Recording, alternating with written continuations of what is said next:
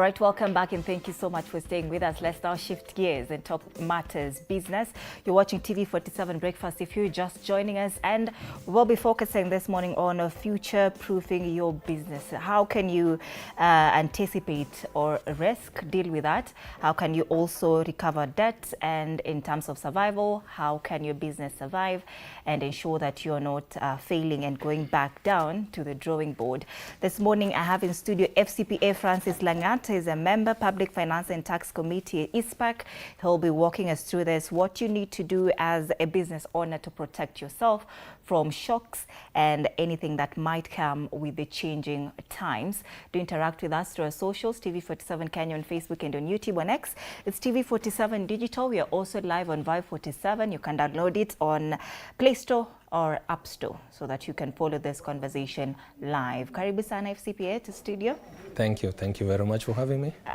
You are doing fantastic. Yes. It's cold. I don't know how you're feeling it. The August. It's cool. I can say it's cool. It's cool. All right.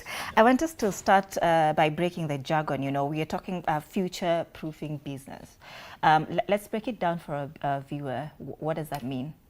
Okay. Thank you very much, and thank you once again for having me. Yeah. Future-proofing is about having business to live to its intended periods in terms of sustainability. So it's about taking care of the risks that are inherent in business itself, and then of course any risks that are associated with the business environment. So which may not necessarily emanate from the business, but those that are pushed from the geo environment where that business operates, which are legal. They could be other dynamics. They could be tax matters. They could be other shocks that affect business from time to time. Yes. And we'll be breaking that down as we continue this conversation, FCPA. But how would you describe the broader Kenyan business environment as at August 20, 2026? How would you describe that? I can say Kenyan business environment has evolved over time. It has gone heavily technological. We've moved from environment of control, low control, to very highly regulated environments. Then, of course, the competition is very stiff, not necessarily from within. It also comes from abroad in terms of the same business entities operating elsewhere, competing with our local businesses. So businesses must be ready for those kind of challenges to be sustainable. Across the board. So we are talking about anticipation or risk, and how businesses can navigate that, and how businesses can also recover debt, and how they can thrive during survival mode, when they're in survival mode. I want us to start from the anticipation and navigation of risk. Talk to us about some of the red flags that, you know, businesses should be on the lookout for to prevent them from, you know, going down the drain in terms of when there is, you know, some sort of risk going on in the country. Thank you very much. One of which business is a legal entity. So they must be on the right side of the regulatory environment. That is one. Secondly, they must be able to manage their cash flows very well. You can be making sales, but you are not making money in terms of the necessary cash flows for your day-to-day operations. Then thirdly, of course, is the competition. How can you beat the competition? Yes.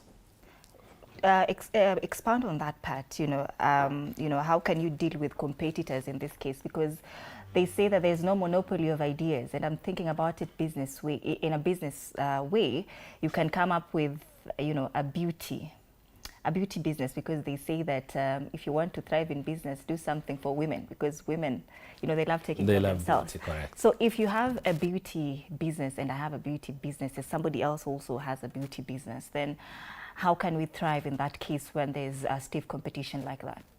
Okay, one of the things that are very critical in business is what is your niche.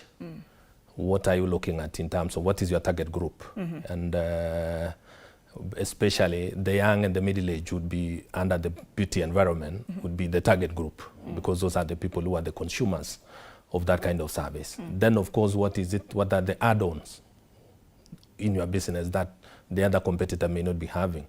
The additionals that you can receive in your business environment, the quality of your service in terms of how you are delivering it, accessibility how are you marketing it?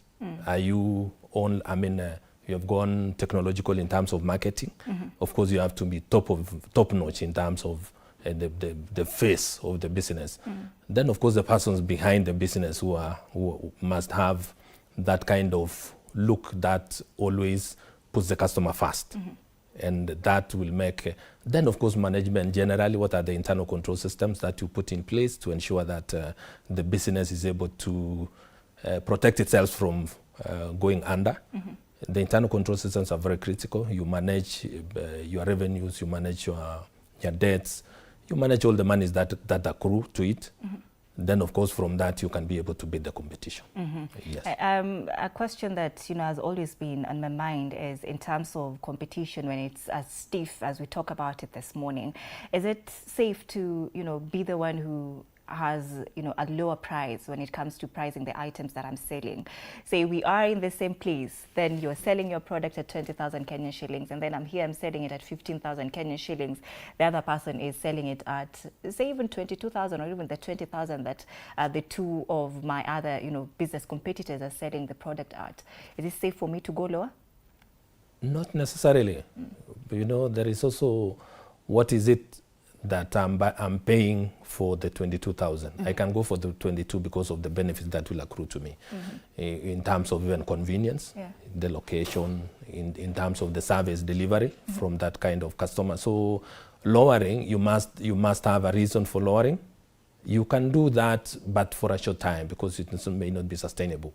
But you must also look at the cost considerations that gets into that product, so that you must be pricing it favorably to get you moving in terms of getting profits from the engagement. Right. Yes. I'd love for you to comment on businesses that depend mostly on imported goods, and at a time when there have been surprise excise duties on imported goods, just how are businesses surviving and building supply chain in that case when there is a surprise, there is an excess duty on imported goods, something that they were not used to? Then how do they survive in that case?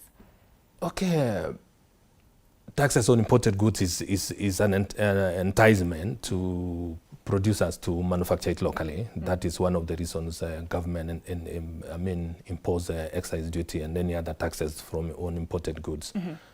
The idea of importing goods as well, you must be very strategic on where you are sourcing your items from. That is one, so that the general cost of importation will not overrun the benefits that or the ability to sell the product, because if you import and you are not able to put it off the shelf, if it's a product, then of course it becomes dead stock, and that of course it will be one of the red flags, and it will make you not to thrive in business. So what businesses should do entirely when they are importing is do it in a manner that if they must import, because there are products that you can source locally. Of course, not all products can be found locally. So when you are importing, you must be importing in a manner that it gives you a competitive edge. Yes. All right. And what can they do to also survive that sudden policy shift? Yes, they're importing it the way we are advising them to do so this morning, but how can they ensure that that survives even as they continue to import things that are giving them an edge? So what do they do about that to sustain that? To sustain that. Yeah. Of course, what happens many a times is that the cost of the excise duty or any other tax for that matter is transferred to the customer.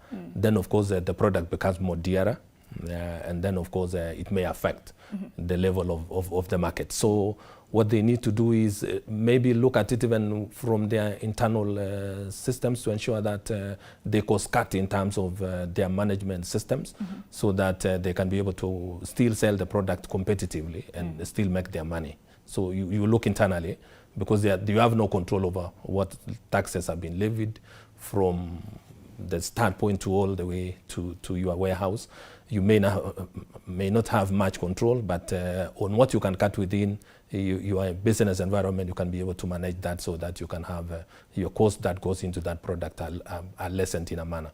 Yes. Talk to us about how businesses should now be auditing their risk profiles in an environment that changes month to month. How is auditing done? Looking for, at the point of starting your business enterprise, you must be able to be alive to what are the risks that are associated with that business environment. That is one. Then you keep a tab on each of those risks from time to time and see how they are becoming dynamic, how they are shifting, because risk always shift. And then of course, what are the mitigation measures that you put in place to ensure that you lower that risk? Could you go the insurance way? Could you have a power funding available to you as a business enterprise to be able to navigate around those shocks? Or are you saying you are setting aside that particular line of business to be able to sustain the business? So it takes various forms to be able to mitigate those shocks. And looking at the current business environment, what would you say are some of the mistakes that business people make in terms of navigation of risk when there are some shocks in the market? What would you say to that? Okay, businesses have to really take good care of their cash flows. That is one. Making huge volumes of sales and you are not able to collect will affect your sustainability. So I would say you will collapse under your own weight.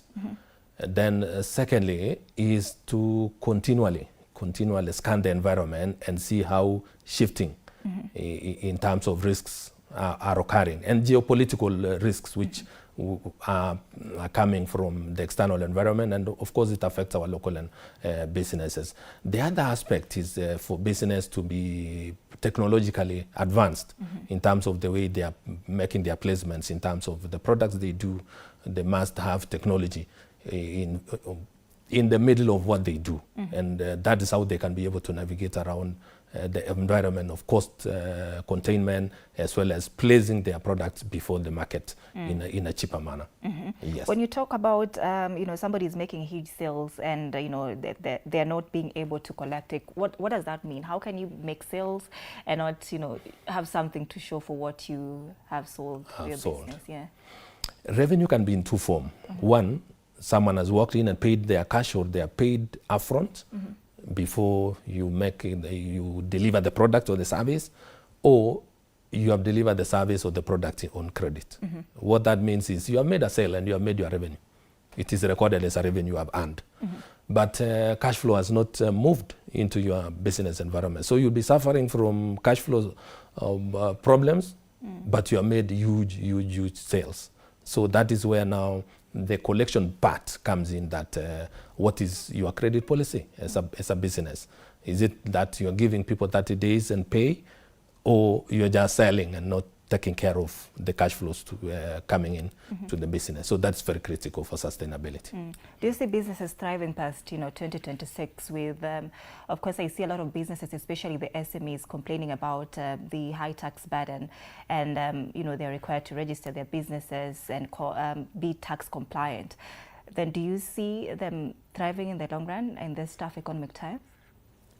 Yes, I would say that, and I want to say business is about documenting what you do. In fact, for purposes of, I would say, management decisions, you must have records. So one of which also will boil down to your records will get to where you pay your fair share of tax. Then, of course, from developed economies, taxes are even probably worse than what we are facing. But we are saying document, and you will also get to know if you are making money. You can be engaged in an enterprise which you think is enterprise, but it's hobby kind of business where you just move a rocking chair, but you are not making any headway. Yes, so it's important that business keep their documentation right. Then, of course, it even access to credit and stuff like that will be, easily accessible. Yes. You mentioned something about, right now businesses should be leveraging on technology, but I'm thinking about people who are doing businesses in areas where internet access is quite a challenge. Then how do we also, bring them onto this train that has left, so that they're not left behind when you're talking about advancement of businesses through tech? Okay, what I've seen even for small enterprises, they have gotten into the space of in WhatsApp, being on TikTok, placing themselves before the eyes of the potential customer.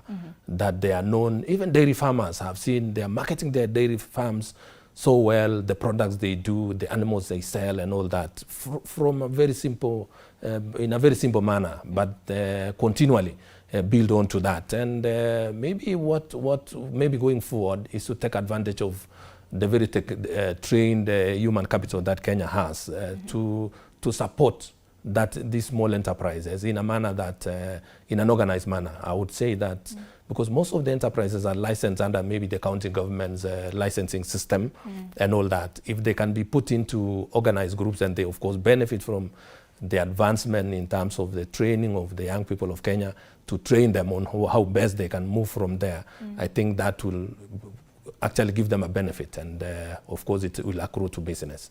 Yes. And this is in terms of training them and how to use tech. But you know, the concern is people who don't have access to internet, as we do have in the major cities.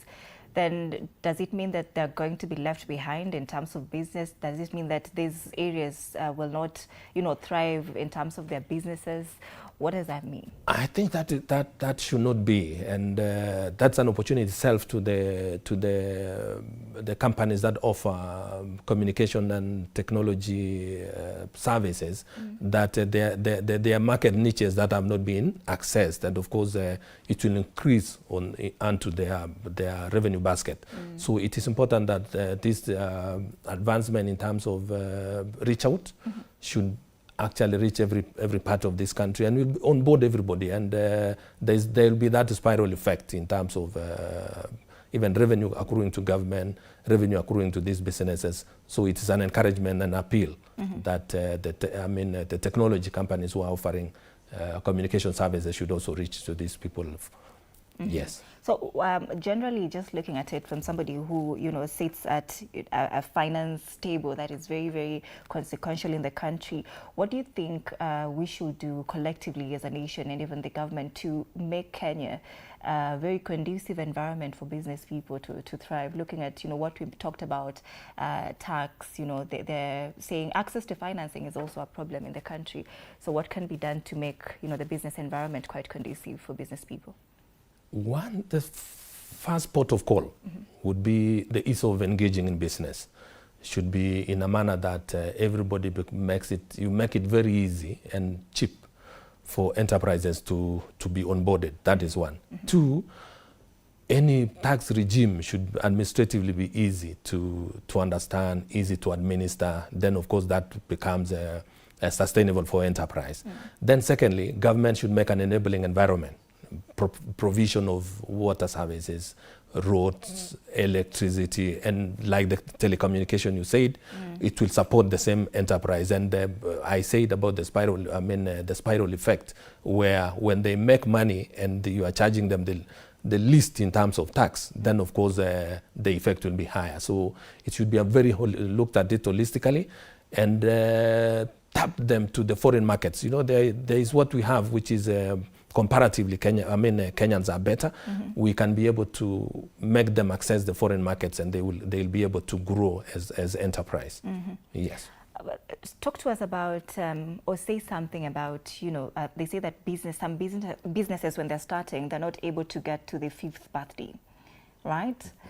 Is it the 3rd birthday, or is it the 5th birthday? Say something about that, and what leads to that, you know, 1st birthday, 2nd birthday, and then something happens there in between, and then the business just dies. That goes under. That is the Simon Makonde story, and it is very unfortunate for enterprise to take the route of Simon Makonde. This is the learning curve. You know, in enterprise there's also the learning curve, and engaging in business every time, you must be prepared in terms of what is it you are likely to face going forward. And that preparedness starts from at the point of hatching the business plan.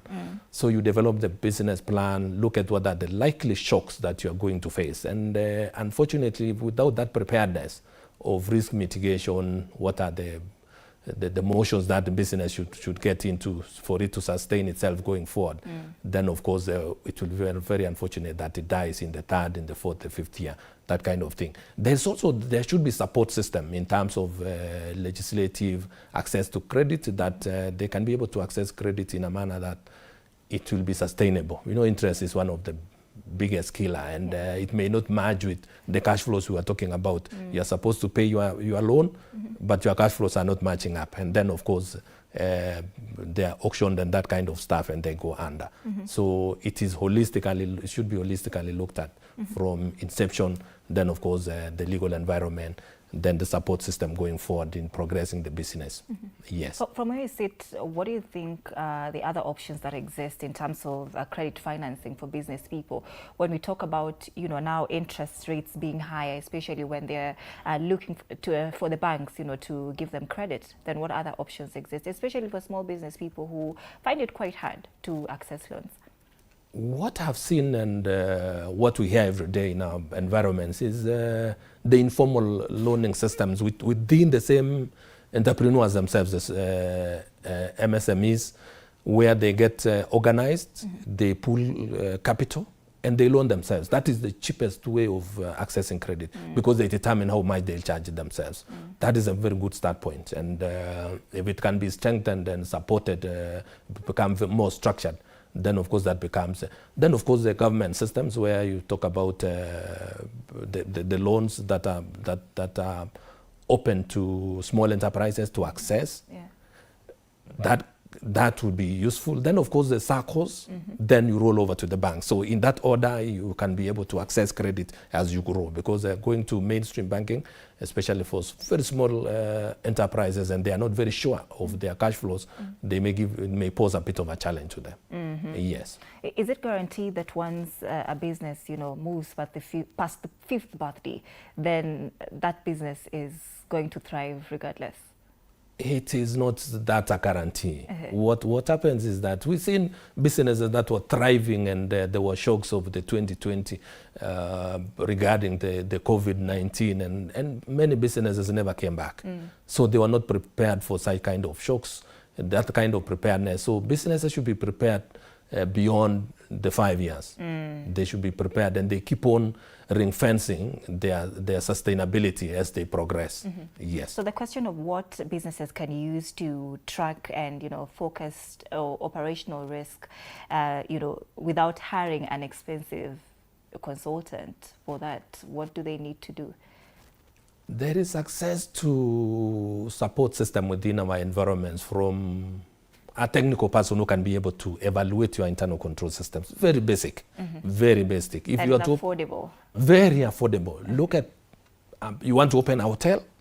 How do you manage your supplies? How do you manage the food you cook and reaching the table without pilferages in between? Because you can be producing a lot and buying, but it's not accruing to being revenue because your internal control system is not working. So you get someone to look at it, and then of course integrate it into your plan so that you can have systems that are supporting you to thrive as business. Then of course, what are the funding requirements going forward? From time to time, what will be your requirements? So that must be very clear from the onset, so that that enterprise can be sustainable. And that is easily available. If they look around, then they should be able to find two accountants around themselves. They can be able to help them and do even the record keeping. You know, one of the biggest challenges is basic record keeping. You don't know what is costing you to do the business. You don't know how much you are earning. Yes. At what stage in the business should this be done? You know, this risk assessment and auditing of you know, the risk operations. At what stage? Is it the first year, second year, third year, or the fifth year? From the onset, you must be aware of the challenges you are likely to face so that you are prepared for it. Then continually, because controls are so dynamic, you must keep on continually relooking at them periodically and getting that advisory so that you can be able to operate in a manner that at least is sustainable and it protects value of your enterprise. Yes. Is there a significant difference between record keeping and bookkeeping? The difference is the same, I would say. You know, bookkeeping, you know, you can keep your records in terms of, you know, when you talk about bookkeeping, it's more of accounting. So, but of course, that is a record. So the difference is the same, but in technical context. And then, of course, you would say bookkeeping is more accounting in nature. But then the registers we may keep for ordinary records. Yeah. Yes. So if it's so important, to keep your records, as we put it this morning, then why are businesses not doing so? What are the, cons for that? Because when we talk about pros, there are also cons. So why aren't businesses doing that? I think it's not about the cons, it's about the knowledge and the benefits that accrue from doing this lack of knowledge. Okay. If they can be inducted very well in a structured manner, just collect maybe similar businesses, talk to them on one afternoon, induct them on what they need to do, they may do better. Yes. Yes. And this applies to all businesses, whether you're selling mboga, whether you're whatever it is. Irrespective. How can now small businesses differentiate from a temporary market dip and a businesses that is now shifting? The consumer demand is shifting. Consumers don't want this product anymore, and this market is no longer working. How can we differentiate the two? A dip in the market, you must be prepared as an enterprise to sustain that, and it is common knowledge from the onset that at some point in time the market may go down for one reason or the other. But where people don't want to consume anymore a product, then of course you must be prepared as an enterprise that you keep on scanning and seeing the movements in terms of what is coming on board. How do you fit into that space so that you are not left behind with the old product and people have moved on? Yes. Let's talk about recovery of debt as a business person, and there's always the concern of how do I do this without burning that bridge with my very good customer that I've had for years. How do I go about that without burning bridges? Business in engaging with their customers must from the onset make their position very clear that I'm giving you the service, but please let me get paid in 30 days so that I can be able to serve you better the next time round. So their service offering should be very clear. What is it that you are doing? What is it? What is the credit policy? And then, of course, you must have very good public relations or customer relations face so that your customers take you very seriously. They feel honored.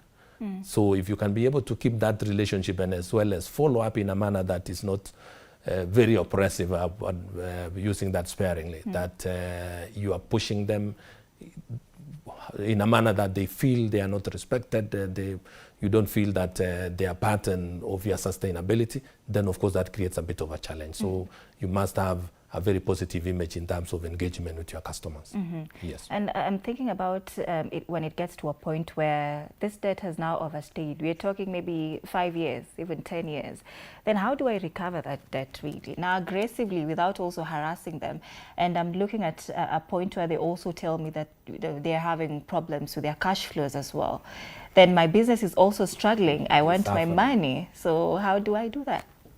In fact, we shouldn't allow situations of debt getting beyond reasonable time. Anything going beyond 6 months, let's say if it's 30 days, if it's gone beyond 6 months, it creates 5 years now. That is where now you get into debt recovery. It gets to a court process, which is very expensive. So we should allow from the beginning that debt gets into those periods, that duration of time, which becomes very expensive to recover. So debt collectors, you get to legal situations and all that kind of thing, and it may really pull down your own enterprise as you chase. So it is like sending good money after bad money. It can be very, very costly. Yes. Sending good money after bad money? After bad money. What does that mean? Meaning you are spending more money chasing what is already almost getting bad. Yes. At what point should I now involve these, debt collectors to help me get back this debt from my client? It must be a policy from the beginning that and make it known to your customers. If you say any debt that gets into maybe 6 months, it has not been paid, going to a year, then that is when I'll roll it over to a debt collector. Then of course make it to your customers that I'm giving you, and then if it gets to this, then I'll have to engage a debt collector. From that, they'll be already aligning and getting to know that things will go south if we don't pay. Yes. You know, sometimes we are told that do not give out something that you're not ready to lose in terms of money. That if you ask for 10,000 Kenyan shillings from me and I feel like I'm not ready to let that go, then I should not be giving you that 10,000 Kenyan shillings. Does that apply to businesses as well? That if you are, you know, taking something from me, so that it doesn't look like a debt that I'll be following up, you know, years on, months on, then I should not be giving you something that I'm not ready to lose. Excellent. That is true. You must have a credit policy with each and every customer. Your credit portfolio should be different from somebody else. I know your capability, that you can be able to pay. If it gets to 500,000, you can still pay. Someone else, if it gets to 100,000, they'll be in dire straits to be able to service that debt. So I'll have a policy which is, I will say, segregative in nature, that it looks at the customer at the personal level. And then, of course, you get enforce the same. That you tell the customer you're getting to overshooting your credit limit. Your limit was this, and that is what was agreed. Now start paying. Then, of course, you must have a policy in terms of what portfolio of my sales must be in cash, because you'll need that cash to be able to get your supplies to continue rendering that kind of service. So you must be very clear from the onset on some of those parameters. Otherwise, it can really get bad. You'll be selling, but you are not able to get back your money. Right. So what should businesses do now? I'm assuming I'm a business owner. What should I do to prevent that bad debt, quote unquote, from, you know, accumulating? Should you come back and then I give you something else that you need while you still owe me? What happened? I mentioned about the credit policy, which is known to the customer. Yeah. It's known to the customer that you are sealing. I'll be selling to you, but the moment the credit ceiling gets 100,000, you must pay the 100,000 before I continue servicing. Providing you service or product or selling you the product. So once it is clear and it's made known to the customer, then of course what that means is it is on a mutual understanding without straining the business relationship you have with your customers. So you'll be very clear from the onset, and everyone in the company should know, or in the enterprise should know, that there are these limits for this and that customer, and it's documented. And if possible, have a system that is able to control that when you want to make a sale on credit to a particular customer, the red flag is always coming out that you are already hitting the credit limit for this customer, and they have not paid. And then, of course, it engages the next part of follow-up within the system. So internal control systems that are self-checking, kind of, yes. I want us to talk about, you know, KRA compliance and the tax strategies. How can we make it in a way that, you know, is also just favorable to the SMEs as well? And how would you also describe that sort of environment when talking about tax compliance from these small businesses? Okay, there has been a move by our tax authority to make administration of taxes a bit reasonable, a bit easy for enterprise to be able to, especially the small enterprises, that you are required to file one return and that is it for you. Yeah. You don't have the convoluted system of filing of taxes, and it puts administrative cost of running taxes becomes very high at the business level. So what is important, and as you mentioned, is about small enterprise, is have your documentation straight.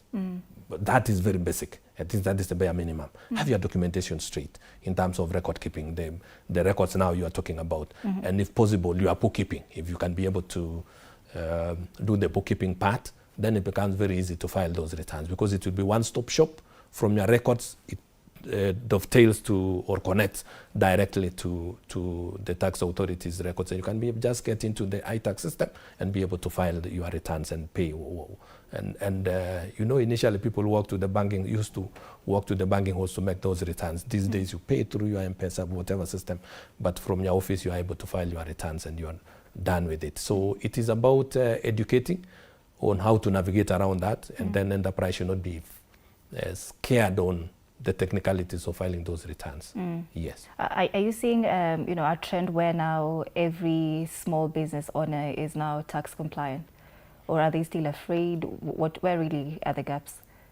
I think it is the notion that if you get into the tax system, if you reveal your information, then of course so much will be taken. Of course, it's very clear. It is known to everyone that what is your fair share of tax that you need to pay. And from there, it's about just getting your documentation correct so that the benefits will accrue to enterprises that keep their records. And of course, it's a cost to pay tax.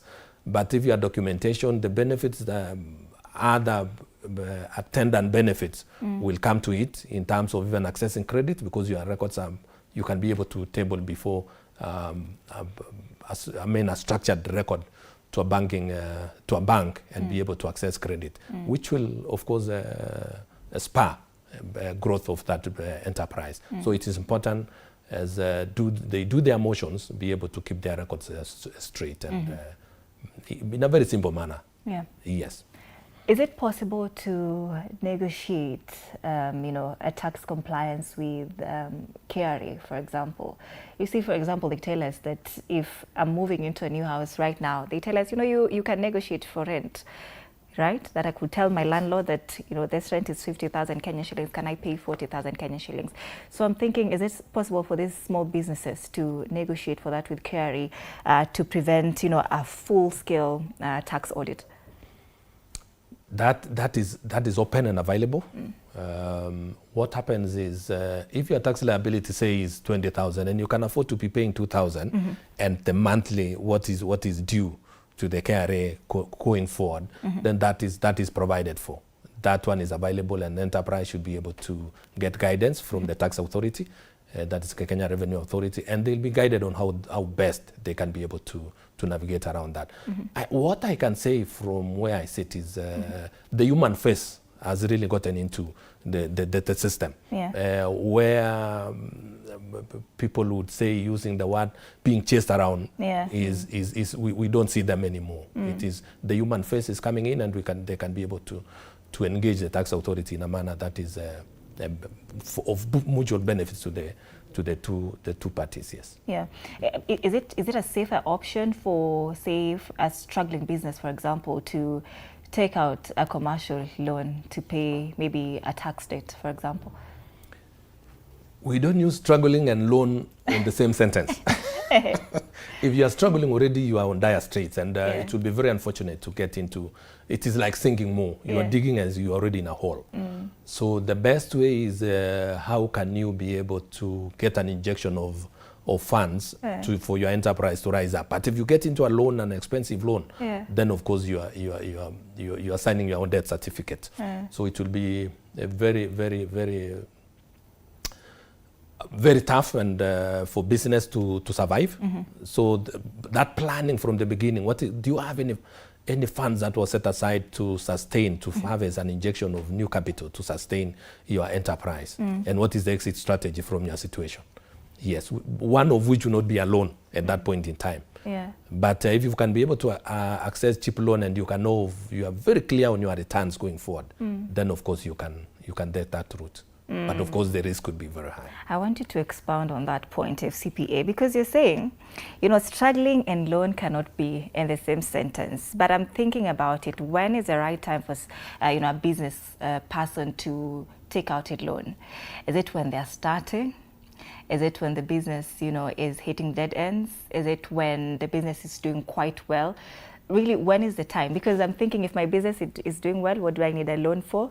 If I'm starting, I'm sure I had already put some money on the side for that particular business. That the only time somebody would need a loan is when there's some sort of struggles. Is that a myth? Or when is the right time? You will be escalating your risk. That is one factor that needs to be taken, thought about very wisely. Because what happens is, if you are struggling and you want to enhance, it will be more of a leakage and in a very short time. And if your cash flows will not be merging to the leakage in repayment of the loan, then of course the situation will worsen.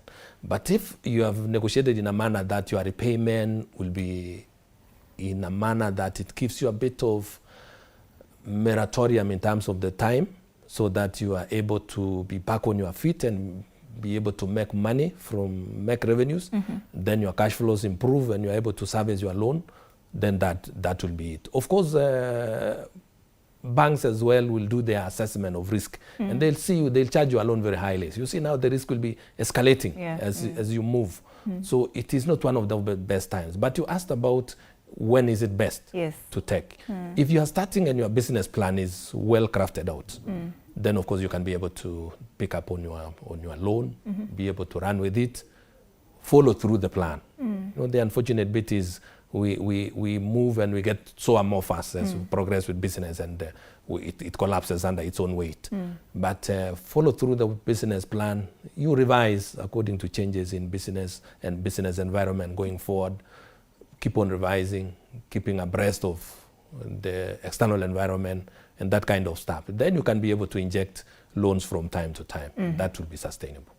We've talked about anticipation and navigation of risk, debt recovery, and now I want us to focus on survival. When a business gets to a point where it's strictly in survival mode, then where should the focus be to try and keep that business alive?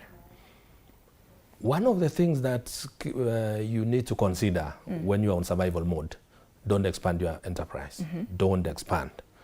Sustain it in terms of make sales, collect. And then, of course, where you can cut in terms of cost, do as much as you can. But don't expand. It is until you are able to land the business, getting it up running, that is when you can now diversify probably, or expand to new fronts in the same enterprise, but new fronts. So survival mode is about sustain as much as you can, what you are doing, be able to make sales, be able to collect, and then of course manage your cash flows very, very well, that they are able to meet your requirements as they fall due. Yes. For a business with, of course, a number of employees and there's financial hardship and the business is surviving as we're talking about it, then how do they communicate that to the employees that something is happening, and without causing mass panic or if affecting the productivity in the business? How do they communicate that? I think one of the things that you do upfront before even get to a situation of bringing employees to a boardroom and speaking to them on the challenges that the enterprise is going through is getting them very involved in much of the things that happen. Of course, there is the leadership of every enterprise, and there are those top leaders. They must be involved, say that from their own small units within the enterprise, they are able to manage their staff. But when it gets to that, where you have to communicate, is make them feel important that they are able to contribute to the turnaround of the enterprise, and what is it that they must do, or what is it that you are doing as a leadership to ensure that the business is sustained, as well as also sustaining them, because also the sustainability is two-way. The enterprise is thriving as you are sustaining the staff who are within that enterprise. So they should feel that the sustainability of the enterprise means their lifeline. So if you can be able to bring onboarding that into their hearts and minds, and then what is it that you want them to do to contribute to the success of the enterprise or bringing it back on rail, then of course that should be very clear. Yes. Shouldn't they be laid off if the business is just surviving? I think that would be the last option, because normally it is a risk in itself. It's a risk in itself if you can be, but if it becomes the last, the only option, then of course it must be done with a human face in it, because we know what that can do, because they can go to the competition and be able, because they also know how you have been able to survive. If they can be able to work against your enterprise, then the effect will be big. So do it in a manner that is structured, do it in a manner that has a human face in it, do it in a manner that you look at sustainability either way. You can lose them and then lose the business as well. Yes. We have some questions coming in for you, FCPA, and Esther from Mary is asking, what can Kenyan businesses do today to remain competitive over the next decade? In Kenyan businesses within ourselves, as well as maybe looking at it against the competition from abroad, one is let's have our niche. In whatever we do, let's be the best at it. So that when you have your enterprise out here, it can compete internally or even externally. So get to understand, have your niche. And having a niche means you understand what you do, you are perfect at it, you're very good at it, you're able to place it before the potential customers and those you have already attained, and they appreciate what you do or what you offer. And that is one. Then two, of course, is managing everything that relates to enterprise in terms of management of your information. What is it that you must know? What is it that you must have in terms of record keeping? What are the reactions that you need to do going forward? Because enterprise is about reacting at the right time, in the right way. So if you're able to react and tap into a business that nobody has ever imagined, then you are top of it, or you're on top of it. So that kind of thing is very critical, and you keep on scanning and improving on your offering. Yes. All right, let's take more questions from the public. This is Michael from Kisii. How can technology help businesses improve debt recovery? Tech and debt recovery. And debt recovery. Technology, I mentioned about your record keeping, use technology to be able to, so that you have information. Information is power. So have information on what is the debt situation of your customers.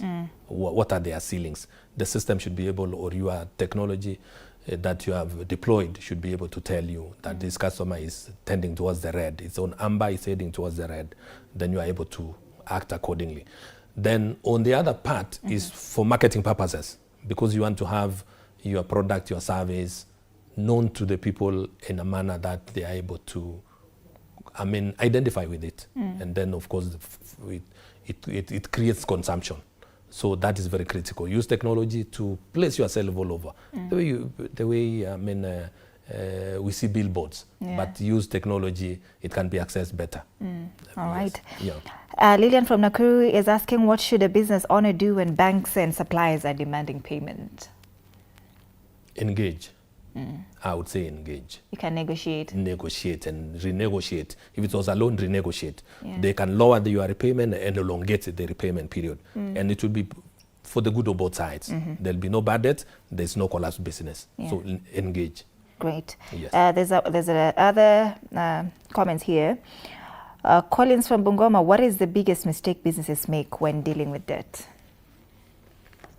I think that dealing with debt is how you approach it.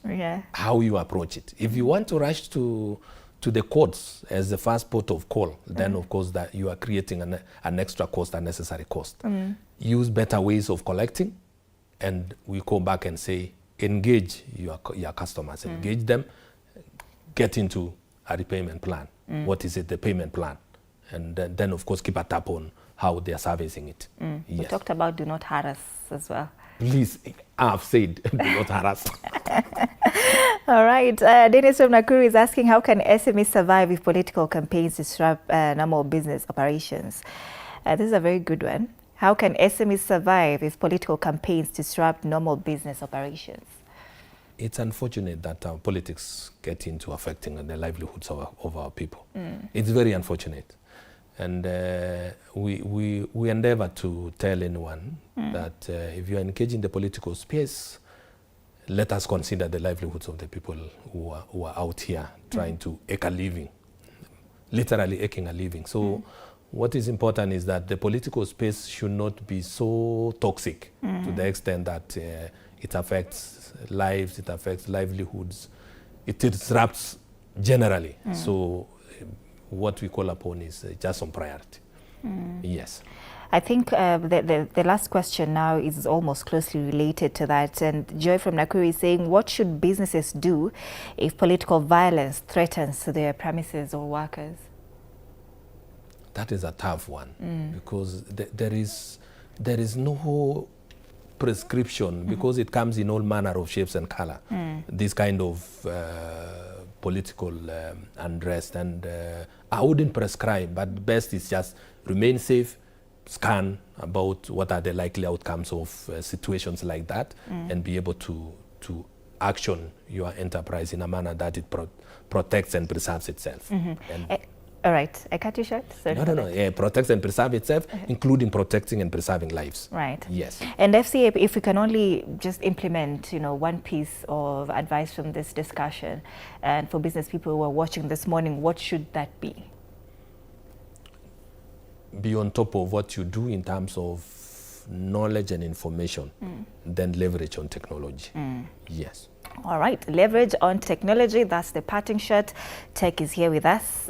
We should all jump into that bandwagon. That is FCPA Francis Langat, Member Public Finance and Tax Committee, ISPAC, talking to us about future-proofing business. We've talked about risk anticipation and navigation. I was almost saying anticipation. Recovery of debt, and of course, operational survival, how to deal with that. That brings us to the end of this segment today. Coming up next is a Men Talk, and what they're talking about is women. The man you love is also healing. What do you say to that? Dear women, the man you love may be healing too. The money? The man you love, yes, may be healing too. All right. So, you know what that means is suffering is either way. Yeah. So you must have a middle ground and be able to have the common healing. All of us are healing. Do you think women understand that? Yes, but it is being looked at from both sides. Yes. And I think it works. It applies. Yes. All right, that is the conversation that is coming up next with Freddie, alongside three great gentlemen to discuss women. The man you love may be healing too. My name is Annie Odida. Keep interacting with us on our socials, TV47 Kenya on Facebook and on YouTube. On X, it's TV47 Digital. We're also live on Vibe 47. That's an app on Play Store and App Store. Good morning.